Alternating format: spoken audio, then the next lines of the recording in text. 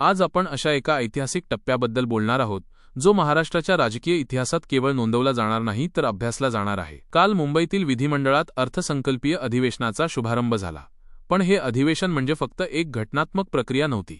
It was a structural turning point. गेल्या 7-8 वर्षांचा प्रवास आठवा। 2019 नंतर महाराष्ट्राने पाहिलेली राजकीय उलथापालथ, आघाड्यांचे अनपेक्षित प्रयोग, सत्तांतराचे नाट्यमय क्षण, पहाटेचे शपथविधी, बहुमत चाचण्या, न्यायालयीन लढाया या सगळ्यांनी महाराष्ट्राच्या राजकारणाची रचना बदलली। सत्ता ही फक्त संख्येचा खेळ नसते, ती मनोविज्ञानाचा खेळ असते, हे राज्याने अनुभवले। या पार्श्वभूमीवर 2026चे अधिवेशन सुरू झाले आहे। सभागृहात वातावरण शांत होते, पण ती शांतता सामान्य नव्हती, ती रणनीतिक होती। प्रत्येक सदस्याला माहीत आहे की या अधिवेशनात घेतले जाणारे निर्णय पुढील दशकाची आर्थिक चौकट निश्चित करू शकतात। महाराष्ट्राची औद्योगिक स्पर्धा गुजरात, कर्नाटक, तमिळनाडू आणि उत्तर प्रदेशाशी वाढत आहे। गुंतवणूक आकर्षित करण्यासाठी राज्यांना अग्रेसिव्ह पॉलिसी स्वीकाराव्या लागत आहेत। अशावेळी हे अधिवेशन म्हणजे फक्त बजेट चर्चा नसून एक स्ट्रॅटेजिक रिपोझिशनिंग एक्सरसाइज आहे। राज्याची अर्थव्यवस्था सध्या संक्रमण अवस्थेत आहे। पारंपरिक उद्योगांपासून तंत्रज्ञान, हरित ऊर्जा, सेमीकंडक्टर, इलेक्ट्रिक वाहन उद्योगाकडे झुकणारा बदल सुरू आहे। ग्रामीण आणि शहरी दरी कमी करण्याचा प्रयत्न सुरू आहे। बेरोजगारी, महागाई, शहरी पायाभूत सुविधा, शेतीतील अनिश्चितता हे सर्व प्रश्न अधिवेशनाच्या केंद्रस्थानी असणार आहेत। हे अधिवेशन म्हणजे केवळ प्रश्नोत्तरांचा कार्यक्रम नाही, it is about redefining governance priorities. महाराष्ट्राला 2047 पर्यंत विकसित राज्य बनवण्याच्या घोषणेला आता ठोस आकड्यांची, ठोस धोरणांची जोड लागणार आहे। आणि म्हणूनच कालचा दिवस केवळ संसदीय दिनदर्शिकेतील एक तारीख नव्हता, तो एका नव्या टप्प्याची सुरुवात होती। आता पुढे जे काही घडणार आहे ते केवळ सत्तेचा खेळ नाही, तर आर्थिक आणि राजकीय पुनर्रचनेचा प्रवास आहे। अधिवेशनाच्या पहिल्याच दिवशी सभागृहात एक दृश्य सर्वांच्या नजरेत भरले, एक रिकामी खुर्ची। ती खुर्ची होती दिवंगत अजित पवार यांची। राजकारणात नेते येतात जातात, पण काही व्यक्तिमत्वे संस्था बनतात। अजितदादा हे त्यापैकी एक होते। त्यांची शैली आक्रमक, निर्णयक्षमता वेगवान आणि प्रशासकीय पकड मजबूत होती। अर्थसंकल्पीय चर्चांमध्ये त्यांची उपस्थिती म्हणजे आकडे, योजना आणि तांत्रिक तपशील यांचा भक्कम आधार असायचा। त्या दिवशी सभागृहात टेबलावर हात आपटण्याचा त्यांचा ठाम आवाज नव्हता। प्रश्न विचारताना दिसणारी ती धार नव्हती। ती रिकामी खुर्ची केवळ अनुपस्थिती नव्हती, ती राजकीय समतोलात निर्माण झालेली पोकळी होती। मुख्यमंत्री देवेंद्र फडणवीस यांनी शोकप्रस्ताव मांडताना दादांच्या कार्याचा गौरव केला। प्रतिस्पर्धी पक्षातील नेत्याकडून मिळालेली अशी कबुली ही राजकीय परिपक्वतेची निशाणी असते। त्यांनी दादांना राज्याच्या धोरणात्मक निर्णयांमध्ये महत्त्वाची भूमिका बजावणारा नेता म्हणून संबोधले। दादांच्या जाण्याने केवळ भावनिक परिणाम झाला नाही, तर समीकरणे बदलली। सत्ता संतुलनात सूक्ष्म बदल झाले। आर्थिक विषयांवरील त्यांची पकड लक्षात घेता आगामी बजेट चर्चेत एक अनुभवसंपन्न आवाज अनुपस्थित राहणार आहे। राजकारणात रिक्त जागा कधीच कायम राहत नाहीत, त्या भरल्या जातात, पण प्रश्न आहे, त्या समान ताकदीने भरल्या जातात का, की त्या नव्या सत्ताकेंद्रांची निर्मिती करतात? अधिवेशनाच्या सुरुवातीलाच राज्याने एक पर्व संपल्याची जाणीव अनुभवली। पुढे येणारे निर्णय आता नव्या नेतृत्वाच्या शैलीत, नव्या समतोलात आकार घेणार आहेत। अजित पवार यांच्या निधनानंतर निर्माण झालेला सर्वात मोठा प्रश्न म्हणजे विमान अपघाताची सत्यता। तो केवळ तांत्रिक बिघाड होता की त्यामागे काही गूढ कारणे होती? जनतेमध्ये संशय, सोशल मीडियावर चर्चा आणि विरोधकांची मागणी या सर्वांनी हा मुद्दा संवेदनशील बनवला। अधिवेशनात मुख्यमंत्री यांनी जाहीर केले की या प्रकरणाची चौकशी आता central bureau of investigation (CBI) करणार आहे। ही घोषणा केवळ प्रशासकीय पाऊल नव्हते, ती राजकीयदृष्ट्या महत्त्वपूर्ण होती।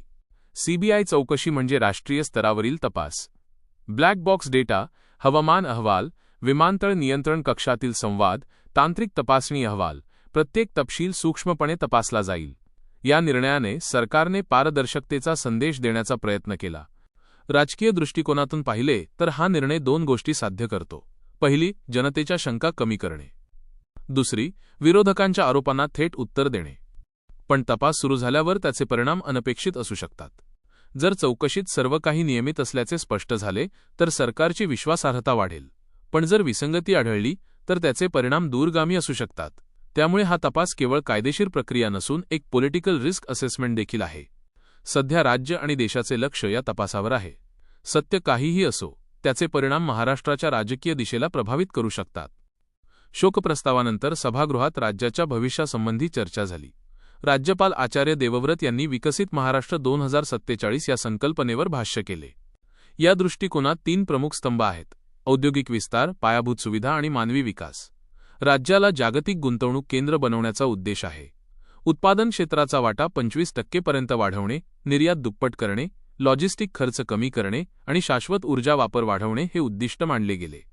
समृद्धी महामार्ग, multi modal logistic parks, metro network विस्तार या प्रकल्पांना केवळ बांधकाम म्हणून पाहिले जात नाही, तर ते आर्थिक गती वाढवणारे साधन म्हणून मानले गेले. राज्यपालांनी कौशल्य विकासावर विशेष भर दिला. उद्योग वाढला तर प्रशिक्षित मनुष्यबळ आवश्यक आहे. Skill development universities, AI research parks आणि स्टार्टअप इन्क्युबेशन सेंटर यांची संकल्पना मांडली गेली. हा विजन केवळ घोषणांवर आधारित नसून स्पर्धात्मक संघराज्य व्यवस्थेत महाराष्ट्राची भूमिका मजबूत करण्याचा प्रयत्न आहे.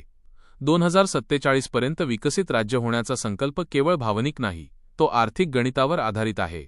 दावोस परिषदेत जाहीर झालेली 30 लाख कोटी रुपयांची गुंतवणूक ही या अधिवेशनाची सर्वात चर्चेची बाब आहे.